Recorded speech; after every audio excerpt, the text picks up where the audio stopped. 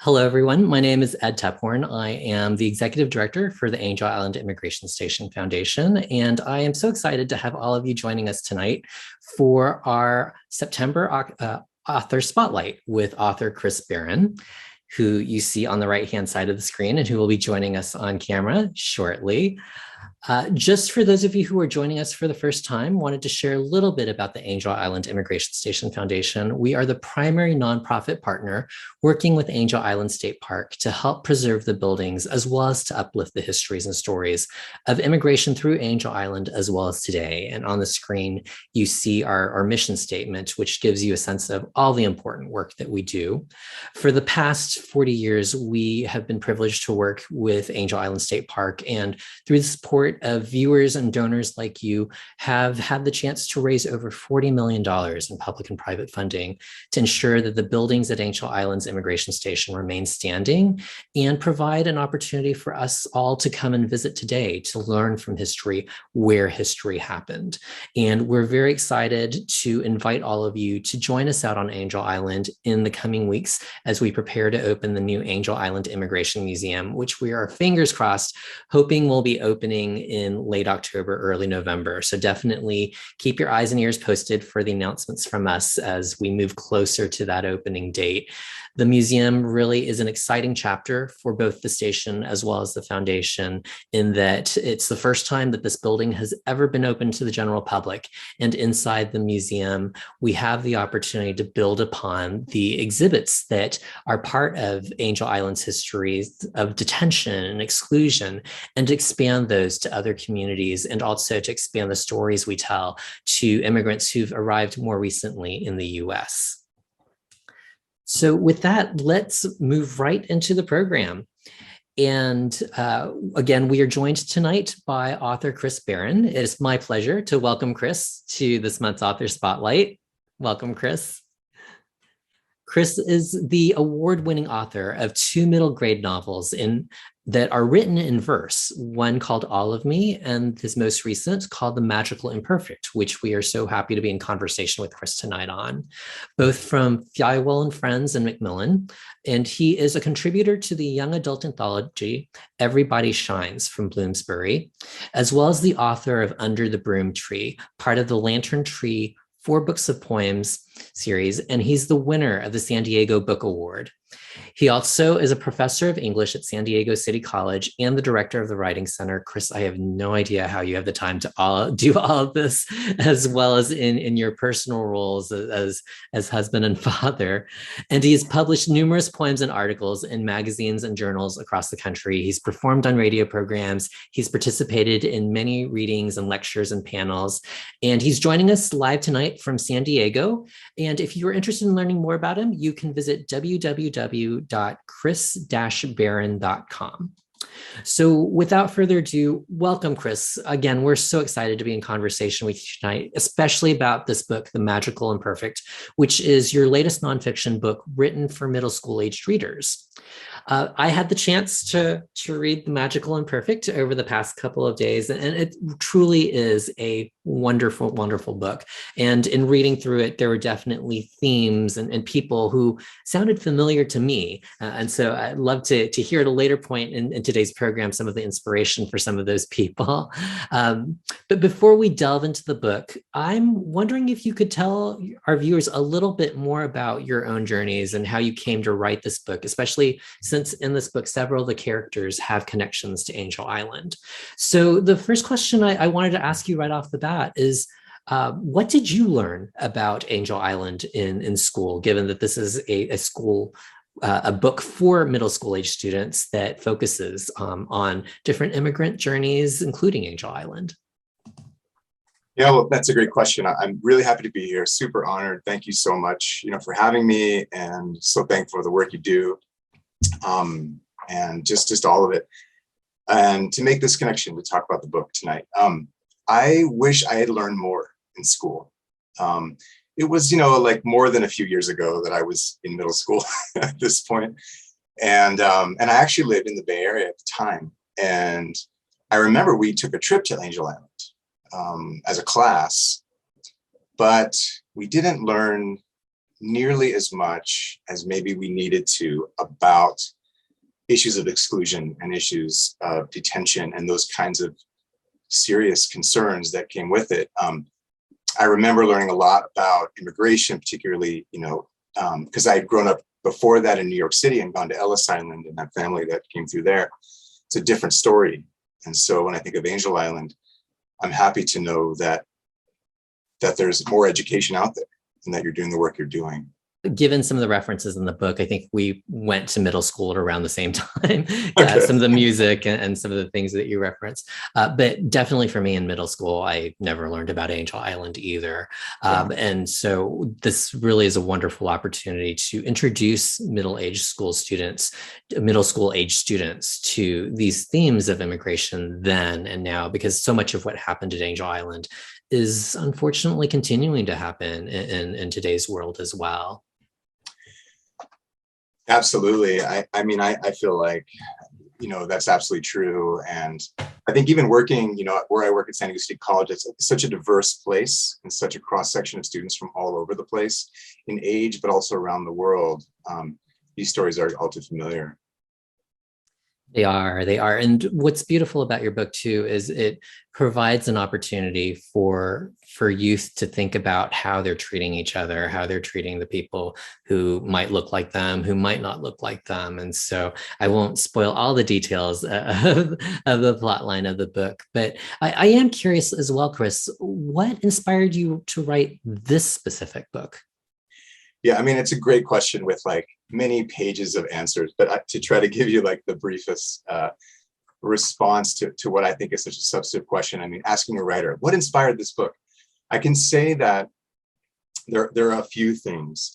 One is just the issue of immigration is something that my wife and I care deeply about. My own great-grandparents came through Ellis Island. My wife's family immigrated from the Philippines. It's something that matters to us, understanding, the richness and the incredible, the wonder of coming from another place, coming to the United States, captures really like what's amazing about our country. And I think for us wrestling with the past few years in our country, to be straightforward about it, we were thinking about like, how can we explore, how can I explore what it might be like for an immigrant community who's trying to make the best of life in probably the most difficult times. And so we actually run a family trip into New York, and we were at Ellis Island. And I was just so amazed. My kids, I think, were, like 8, 10, and 12 at that time. And they were enamored with the place. And they were reading. We did the audio tour where you walk around, and just so enthralled by the exhibits and by talking to people. And there were people stationed talking about, different cultures and what it was like at that particular aspect. And it really caught their imaginations. And then there was one place called the Kissing Post, which is kind of a famous part of Ellis Island, where they talked about how different people in different cultures greeted the people they were waiting for as they came through. And I just knew in my heart, so to speak, that that's what I wanted to write, a story about people kind of starting a new life, coming from one part of life to another and starting anew, but bringing everything that they had with them as they came.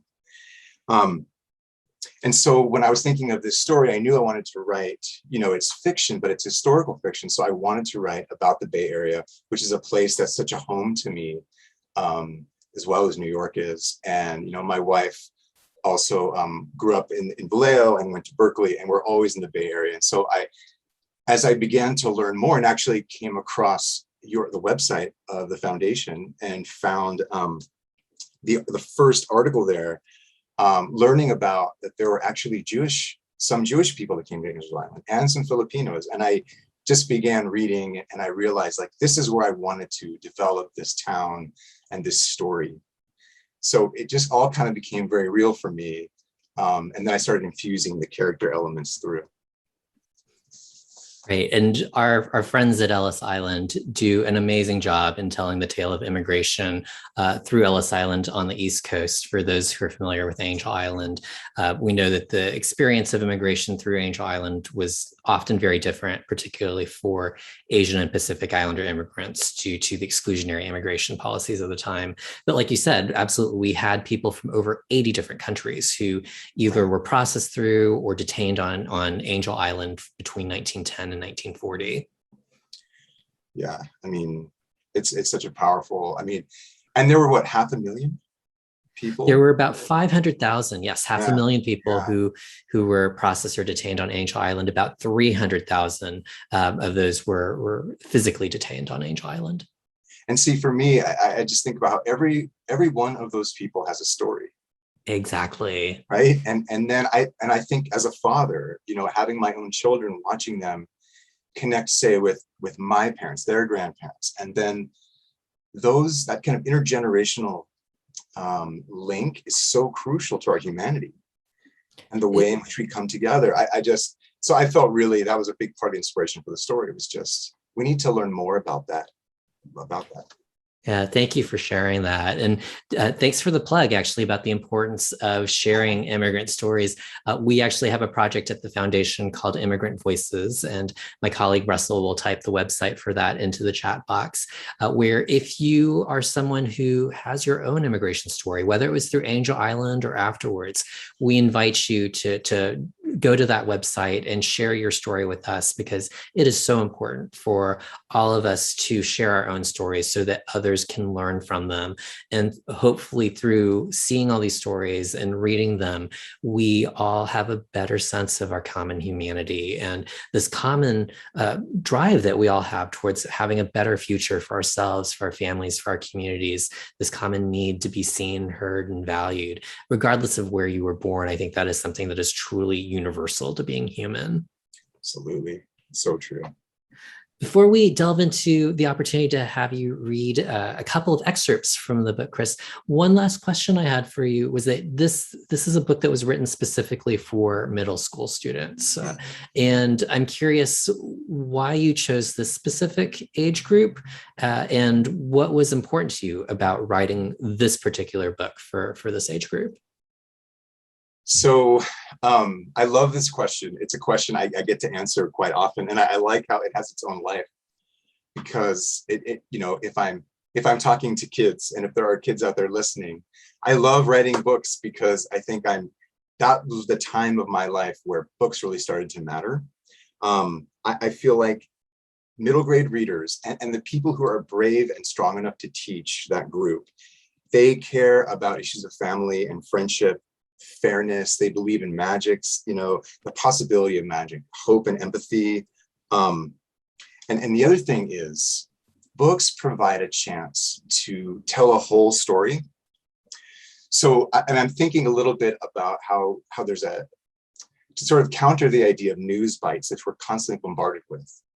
My wife and I were talking about a quote that we just have way too much information for our village, right? And it's like, too much is happening all at once. So a book, though, is a chance to enter in and read about something really fun, exciting, interesting, but also super challenging and difficult, and can wrap in things like history. It can take a reader, especially a young reader, on a journey and make it to the other side with a whole context, versus lots of arguing and sound bites and confusion. A lot, you know, it's a chance for someone to really get immersed and come out the other side with all the emotion, all the feelings. And then this age group in particular is typically more connected to family and teachers and mentors, gateway people who can then interact with those readers about the book and the story. And it's such a safe way, because middle grade books typically are, you know, full of difficult content, but you know everything's going to be all right in the end. To just sort of sum up all the middle grade books, which a thing I love, you go through the hard stuff, you make it to the other side, and you get to be in those moments, and you're not alone in it. Exactly. And one of the things that I love about your book too is because it's written in verses, it is very digestible and very easy to read, whether you were an eighth grade student or whether you're an adult. And so now, without any further ado, again, we have the pleasure of having Chris read a few excerpts tonight from the Magical Imperfect. He'll be explaining a few of these excerpts as well. And so as he is reading through these excerpts, if you have questions that you'd like to ask Chris, please type them into either the Q&A box or into the chat box, and we'll make sure to get to those when we get to the Q&A section of tonight's program. So I'm going to turn off my camera here and turn the stage over to you, Chris. Thank you. Well, I'm very thankful a chance to read some from the book. I'll try to give some context for these excerpts. Like Ed was mentioning, it's in verse, and so it looks like this. And it's written in verse for a number of reasons. One is because I love poetry, but it still carries, all the elements of fiction: plot, character, setting, point of view, theme, conflict. It's a novel. And I love writing in verse because I think it allows for the internal narrative of characters to really develop and come forward, so that we often can see what the emotions of the characters are, what they're going through and what they're dealing with a little bit more. And also, I love the way that verse can allow readers to participate, because not everything is going to be there. Readers get to connect and bring in more of what they are interested in, what they're connected to, what they're feeling and seeing. So I thought I'd read you a couple of excerpts. It's the story of Eitan and Malia. They're two outcasts who live in the town of Ship's Haven, which is a fictional town south of San Francisco, in 1989 during the era of the World Series between the Giants and the A's, and also the Loma Prieta earthquake. And it all happens in that time span. And it's a story of really that little town formed by their grandparents who came through Angel Island on a ship called the Calypso and formed this town.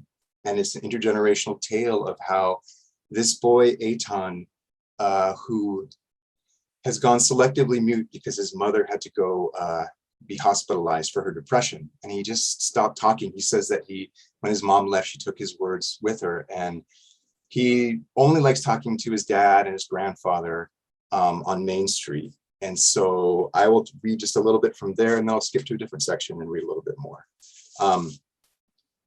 So this is, his grandfather works in a jewelry shop. And this was actually modeled a little bit after my own grandfather in New York, who also had a jewelry shop, fixing watches and making trophies and that kind of thing. So I'll read some from this section. After school. After school, I go down to Main Street. It has the oldest shops in Ship's Haven, and even older people who have seen all sorts of things. Once, Mrs. Lee told me that she remembers when there were more wagons pulled by horses than cars on the road. Main Street's less than a mile away from school, and I can run pretty fast. Past the Redwood Park, where kids from school play baseball, past our apartment, to where the river crosses the middle of town, to the hill just above Main Street. And from there, when there isn't any fog, you can even see San Francisco way to the north and the ocean far away. My grandfather tells me how his boat sailed right past here on his way to Angel Island when he first came to America a long, long time ago.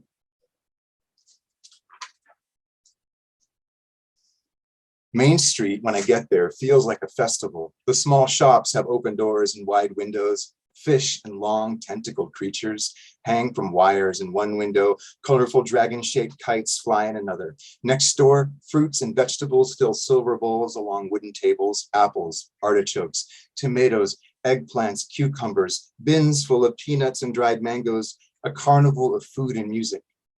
A saxophone hums down the street to the beating of a drum and the strum of a guitar. In the late afternoon, it's even more crowded. A sea of grown-ups, families, kids from school shopping or playing, visiting grandparents, and always, always, always stopping at Dimitri's candy shop for the crystal clear rock candy he gives out for free to any kid who asks. The shop owners smile when they see me. I've been coming to my grandfather's jewelry shop ever since I can remember, and I do my best to smile back.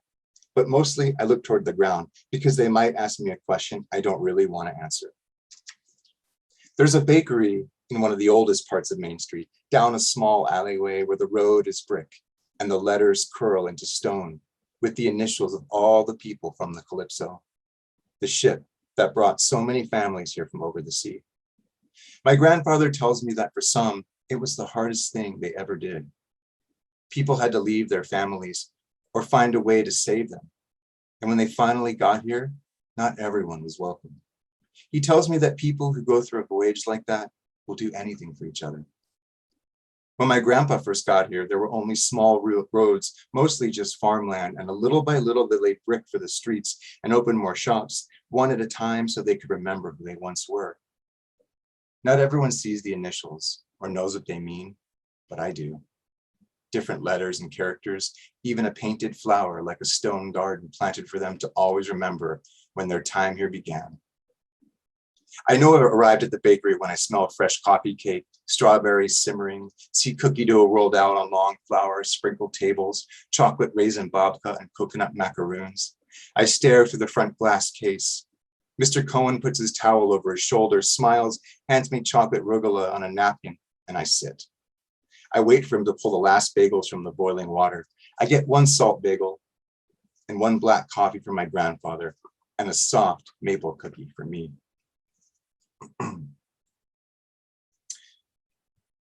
So I was going to read just a little bit more, if that's okay. I wanted to tell you a little bit more about the situation kind of happening at the time. There's been some earthquakes going on. And so I thought I'd read you just a little bit about these tremors that were leading up to Loma Prieta earthquake.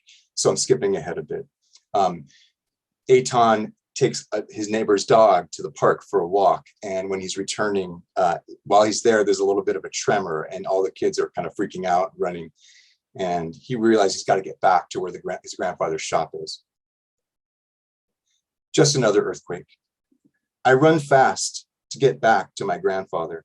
Sirens blare and lots of people are on the street.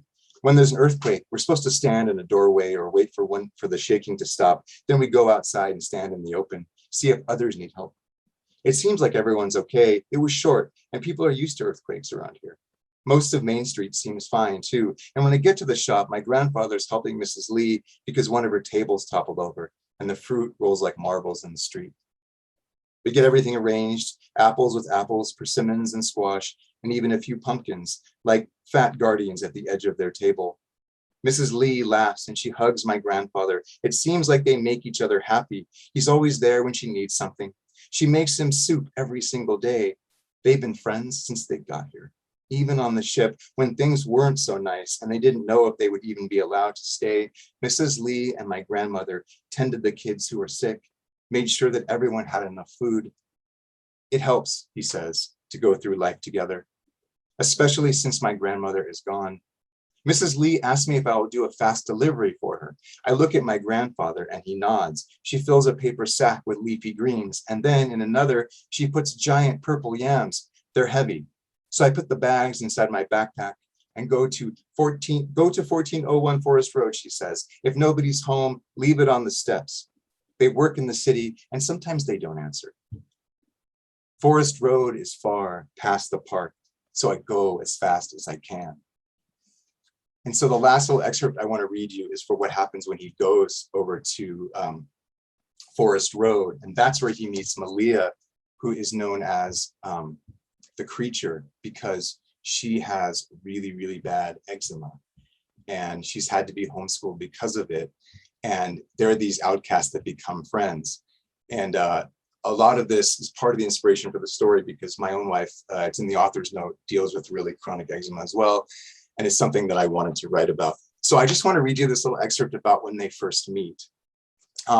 One other thing to note, and it's called the Magical Imperfect, because I wanted just to mention this because I'm not going to read a part of it, but so the grandfather came from Prague and with him, he brought this old treasure box, and inside of it is clay that he says is magic.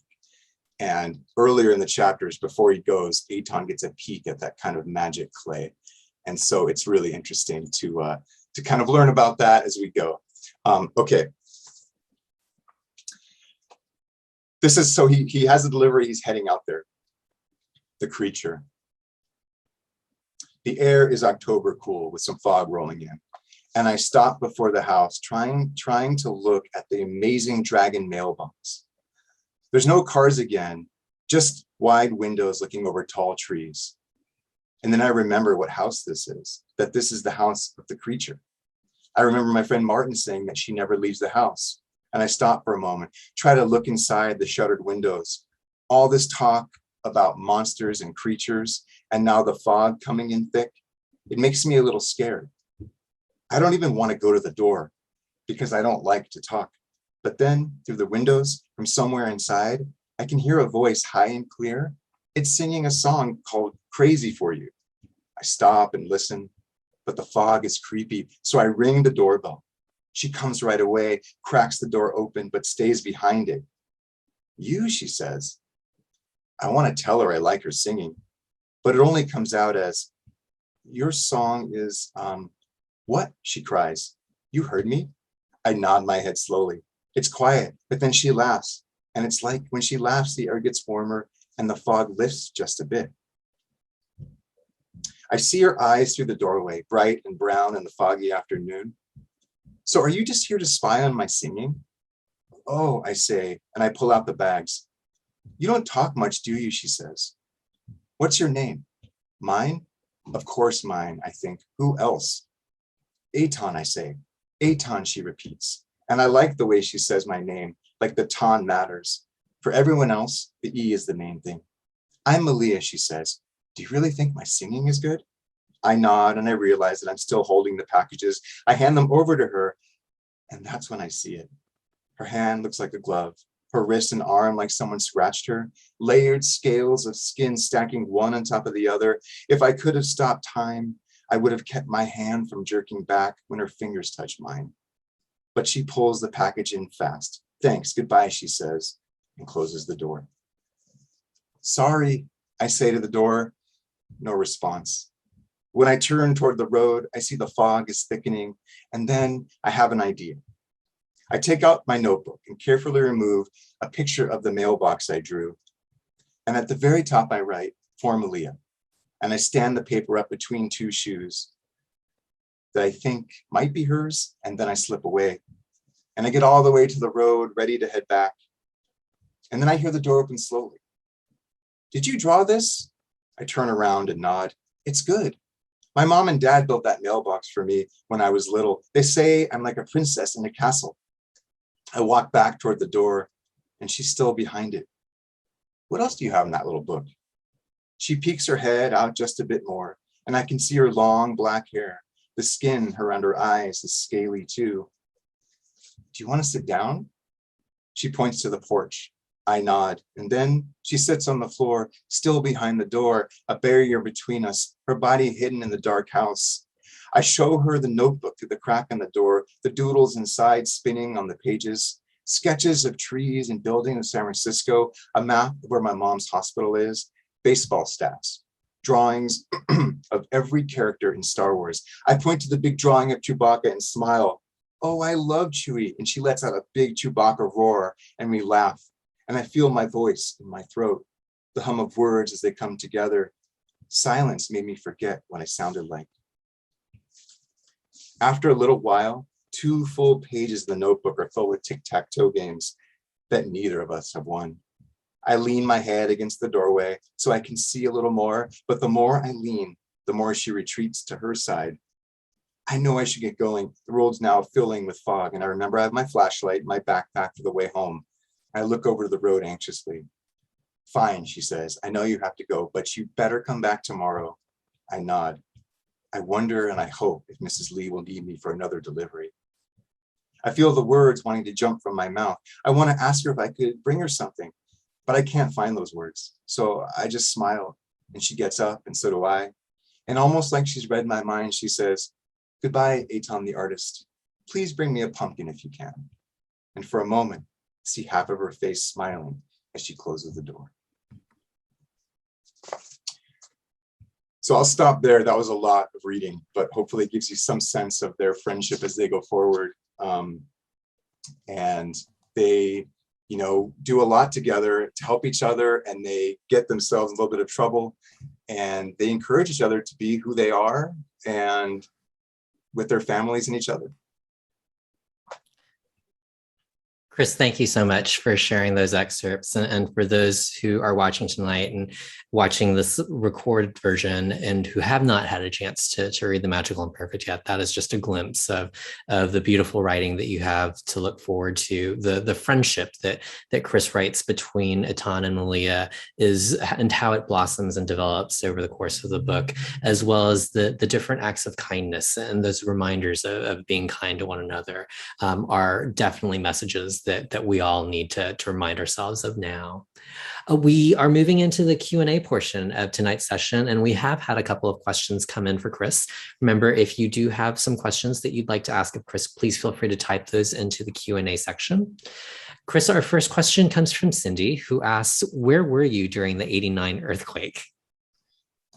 Okay, good question. So in the '89 earthquake, I was finishing high school, and I was living in Southern California by then. But I still had lots of friends who were in the Bay Area. And so I remember so we were not finishing high school. I was actually starting college. And I remember dealing, lots of my friends who were like calling us and checking on people. It was a scary time. Yeah. Thank you. And then the next question comes from Rebecca, and she shares that you tell such an intricate story in both All of Me and The Magical Imperfect. And her question is, are you drawn more to writing in verse? That's a great question. I just remembered something. I think it was Cindy that asked the previous question, and then I remembered something. One really interesting thing that happened, I thought about starting like a blog or something for my website, because people often talk about where they were when the earthquake happened. And I was just thinking a bit about preserving that history. It could be really interesting. So just thinking about this question has really helped me. Thank you. Writing in verse. Sorry, I wanted to make sure I got that thing up. Am I drawn to writing in verse? Is that, the question? Yeah, I really am. I feel like, poetry is like, I've said it in some articles, that poetry is like my native language. Ever since, I was in college and I was a college athlete, and I've always been a writer. And so I remember sitting I had a poetry class with Glover Davis, who is a poet, and I wrote some terrible love poem. And he had been a football player. So he kind of looked at me and was like, what is this garbage? We would never say that to anyone, I promise. But to me, it was helpful because I said, what do you mean? He's like, you need to write what you care about, what you know about. So I started writing about how I was on the rowing team. So I started writing about rowing. And it really changed my understanding and love of the art. Oftentimes we think something is one thing, but we really understand more about it when we let ourselves open up more. And so since then, I've just been writing poetry and did my MFA in poetry. And I feel like verse offers, like I was saying before, like windows into, for people to kind of step through, or doorways to step through, to be more participatory in the story. The white space on the page, the use of music and lyricism in the words, to try to say more with less. And I love the challenge of that. The stories are intricate, and I think I'm learning a lot about weaving story elements through verse. So it can be quite a challenge. But my next two books are both in prose. And so that I'm daunted. It's daunting for me to think about, but I'm excited about that challenge as well. Chris, we've got another earthquake question for you, Sure, which yeah. was, did you actually experience the '89 earthquake? Was that felt in Southern California? It wasn't felt. No, we didn't feel it. But because of the nature of that earthquake, and because it was sort of happening in real time and during the world, pre-World Series, the pre-game and all of the news and everything, it just felt so real for everyone. So it was on every channel. So emotionally, spiritually, maybe, but physically, I don't remember feeling it. No. Got it.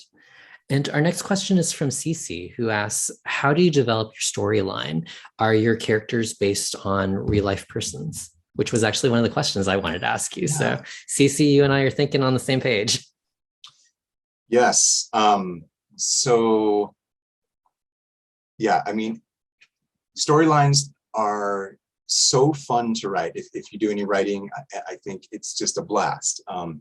You name it. Post-it notes, maps on the wall. I have a really big sketchbook. I'm always sketching out storylines and drawing arrows. I'm not the best outliner, but I try to make outlines to develop, as much of the storyline as I can.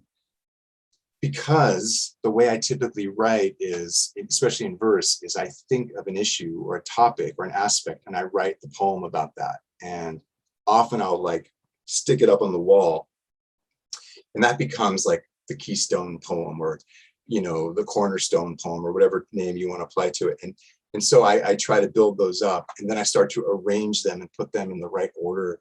And it can be really, really challenging to do it that way. At the same time, I absolutely love the process and the challenge of that. It's dynamic. And once I'm involved in a world, the world of a project, so the world of Magical Imperfect was really immersive for me, and I really enjoy that whole process.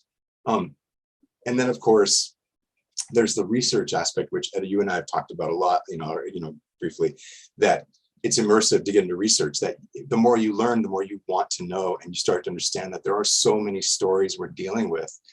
Every single character in the Magical Imperfect has their own story. And I often write their stories. So a first draft of a book like All of Me or the Magical Imperfect is usually twice as long as the final product. So there's a lot of deleted scenes that don't make it in, that are, say, the deeper story of Mrs. Lee, or the deeper story of Dimitri, or of Jordan, or other characters that don't quite make it into the storyline. The stories that do make it are often based on, to answer the second part of your question, people in my own life. And so, like I mentioned, I related the grandfather in the story to my own grandfather, and based kind of on him. And I have memories of seeing him in New York and at his jewelry shop, and the way he would treat me. He just was full of wisdom, and he had a lot to share, and he cared about me, but in his way. He wasn't super outwardly loving, but I felt safe around him. And I felt like I wanted to hear what he had to say. And I think that's so valuable, when you connect grandchildren with their grandparents in that way. And so I wanted to capture some of that for him. And then the father in the story is in some ways based on my own father, in the sense that, our Jewish faith was strong in some parts of our family. In the story, the father in the Magical Imperfect is that in-between generation, the son of immigrants, who doesn't know exactly where he fits.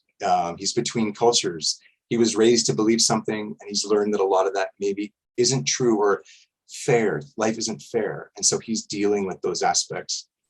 So I drew inspiration from there. And I think the deepest inspiration was for Malia, who is Filipina and has her immigration story. A lot of that's based on my wife, Ella, who deals with chronic eczema. Everyone knows about eczema. I'm not sure everyone knows that it can be debilitating, and our own life struggles that we've dealt with. I felt like it was really important opportunity to share just how serious it can be for some people in the ways that we treat each other. She's this in the story, and much like my wife, it's in my author's notes. So she's a bright, dynamic, loving, hilarious person, but also she suffers a lot. And the suffering can often be the result of the way people are treated, especially when we're kids and we don't know better. So that was a big part of the story as well, to kind of represent some of the challenge, not only of where the people come from, but what they're dealing with. And then the last thing I would just add to this question was Eitan deals with selective mutism, which is a very wide-ranging condition. And it's, I did a lot of research for this, and it's very mild, but that's something that I experienced growing up. As part of an artist family, we moved quite a bit. Even in talking to you now, I've mentioned several places I've lived. And each time we moved, there was a bit of dealing with that. And one of the ways I dealt with it was, one is to hide in comic books and that kind of thing, but also to just not talk. And I knew if I didn't talk, I could be safe, I could control something. So a lot of inspiration comes from the real life people that I care about and their stories. Thanks, Chris. And whether it's eczema or selective mutism or depression, schoolyard bullying, immigration, these are all topics that you do such a wonderful job of introducing to young readers in terms of helping them to understand that these are not things to be ashamed of. Absolutely.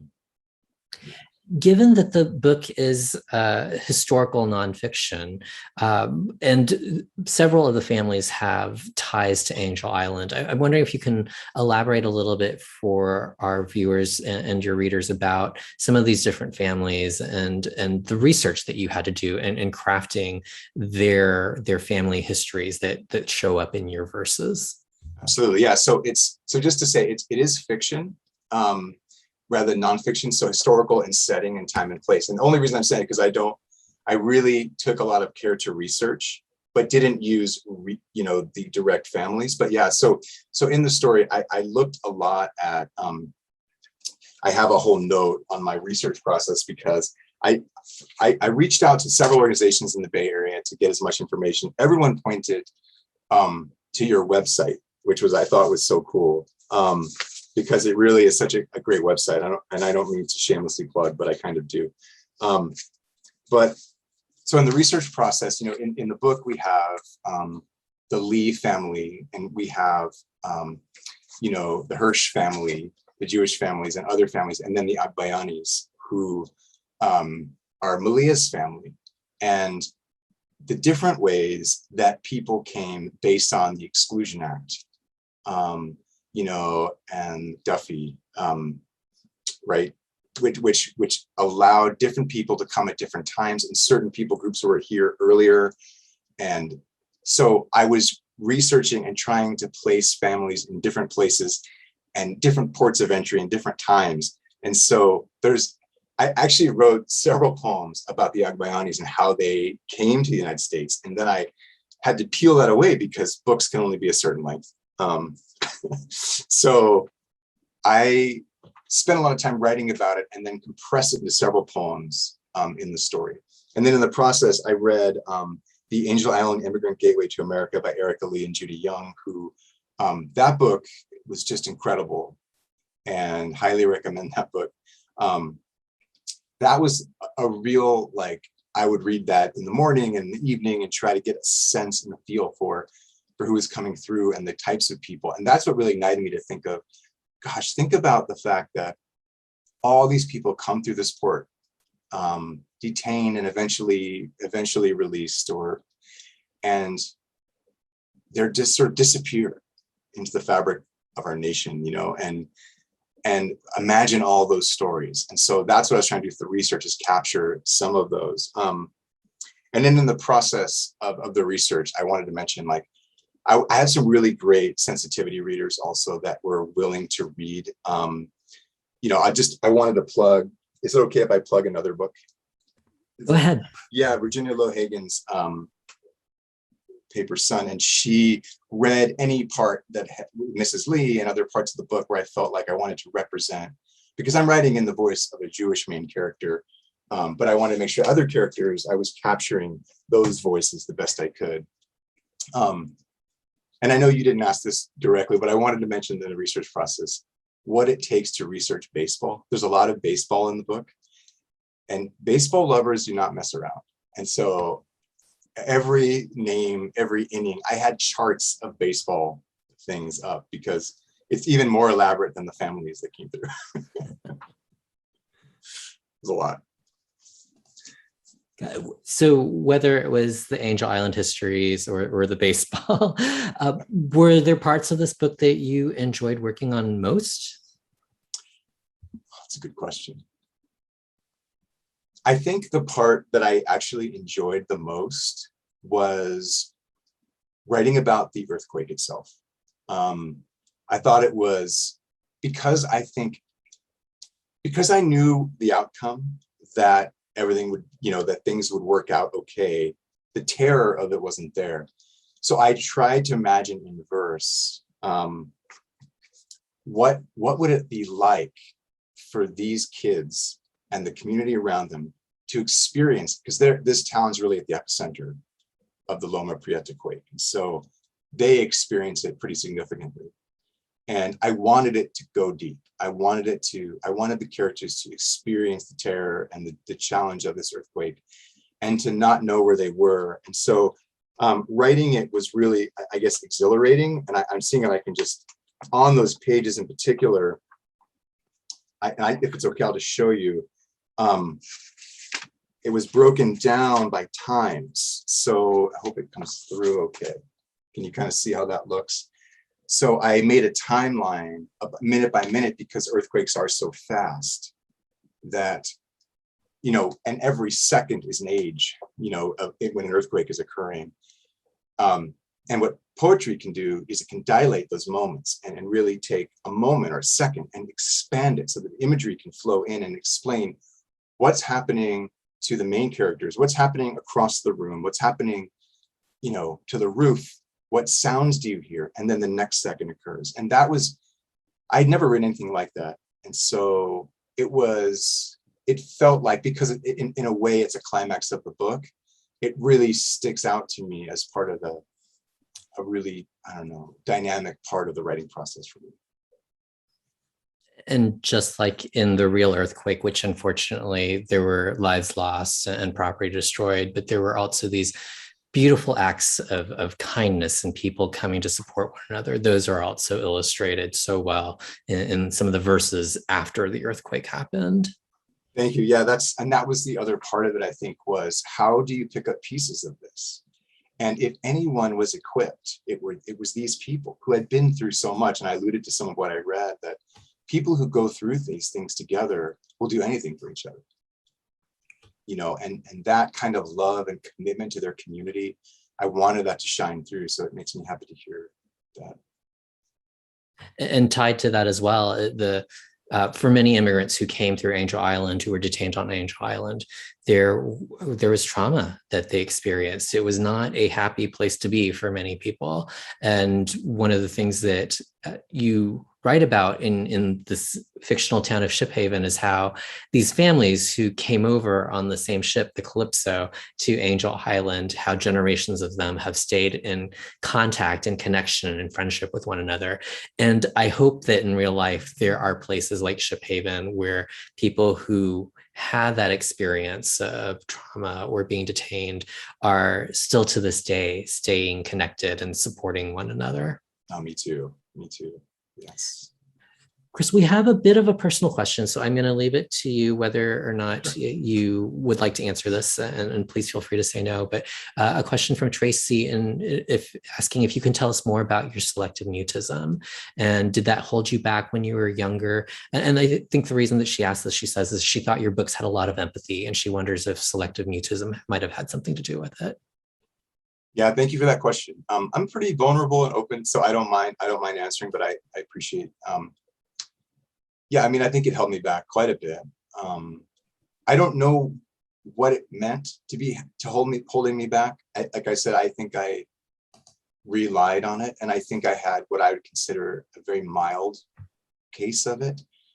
But a lot of my younger life, I did a lot of listening, and I was very aware of where I was, but I would often feel like I was an outsider looking into things, or people were doing things, and I didn't know how to get involved in that.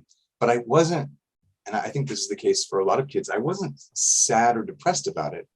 I just didn't say anything, if that makes sense. So I did a lot of listening and a lot of thinking. And I can remember, that's really where I probably read more, and I collected comics, and I would draw and do things on my own. And eventually, I'd find friends, and I'd come out of my shell a little bit, because that's what I think friendship does, Thank you for sharing so personally, Chris, both tonight as well as in your works. We have one last question for you before we start to wrap things up. And I'm curious, Chris, if there's one or a few key takeaways that you're hoping that readers of The Magical Imperfect will take with them after finishing the book? Yeah, thank you for asking that. I mean, a lot of things come to mind. I think sitting here with you, and it makes me want to emphasize, that please learn more about Angel Island, for example, and more about what it meant, the difference between Ellis Island and Angel Island. And I think there are other places we need to learn much more about in our own history. I think too, the value of intergenerational relationships, like our uncles and aunties and grandparents, are so important, that they hold the stories that we need to hear and the wisdom that I think young people need in their lives. And they're often sadly overlooked. Not all, but I think we have a lot to learn from each other, because there are cultures who honor more and others who don't. And I think we need to, I'm hoping people, when they read the book, they'll see some value of those intergenerational relationships. And also that this is, I think empathy is a big part of the books I write. I'm hoping empathy can lead to more peace and more love, and more understanding. Resilience, and resilience comes in many forms, not just in putting your fists out, which may be necessary sometimes, but also in trying to deeply understand and love, one another. It is really, really key. So, yeah. Chris, thank you for those messages. Thank you for joining us tonight, and thank you for the just tremendous works that you're putting out into the world. And though they might be fictional, they are definitely teaching us about these important nonfiction parts of our country's history. And these are histories that unfortunately are still not taught in many of today's schools. I know I never learned about Angel Island growing up, and I would venture that many students, unfortunately, are still not learning about Angel Island in today's school. So hopefully books like The Magical Imperfect give them an appetizer, a window into developing a curiosity to learn about these parts of our nation's history. Absolutely. I definitely hope so. And, I've enjoyed sharing, your website and everything with my own kids. And I really, just wish the best to you all. Thank you. And definitely a shout out to my coworker, Russell, who is helping to moderate things from behind the scenes on tonight's call, who is responsible for much of the content as well as the graphic design that you see on the Foundation's website. For those of you who have been inspired by hearing Chris's excerpts from his book, I just want to remind folks that you have the opportunity to purchase The Magical Imperfect with a 10% discount from BooksInk. This link that we're going to type into chat will take you to BooksInk, and be sure to use the code Baron in all capital letters, and that will give you 10% off the book. And Chris has been kind enough to actually sign a number of these books, so you will be receiving an autographed copy of his book. We also want to ensure that that we are doing these author spotlights on a monthly basis. And Chris, given your love of comic books, maybe you'll come back and join us next week. We're excited to be having Pornsak Pichetsot, and he is the writer for a comic book series called The Good Asian that features, as part of its historical background, a backdrop in Angel Island. And so we are in the process of confirming dates with Pornsak, and we'll be posting that on our website as well as through our newsletter. So if you're not subscribed to our newsletter, you can visit our website, www.aiisf.org. I believe it's /newsletter, and that will give you a chance to sign up and stay tuned and stay updated about all the exciting different events and programs that we've got going on. Many of those, due to the COVID-19 pandemic, will continue to be virtual, such as this, which makes it easier for those of you who aren't in the Bay Area to tune in. But we're hoping that when it's safer to do so, we will be able to return to in-person programs, both in Angel Island as well as around the Bay Area. And so with that, just wanted to also encourage everyone to stay connected to us, either through our website, which Chris has so graciously plugged a couple times during tonight's session, as well as through our social media, Twitter, Facebook, Instagram. These are all wonderful ways to stay connected with us. We've also included the contact information for California State Parks and Angel Island State Parks on this page as well. And so you can visit either our site or theirs to find out the latest information about what's open on Angel Island, how to get there, and how to potentially plan your visit when you come out there.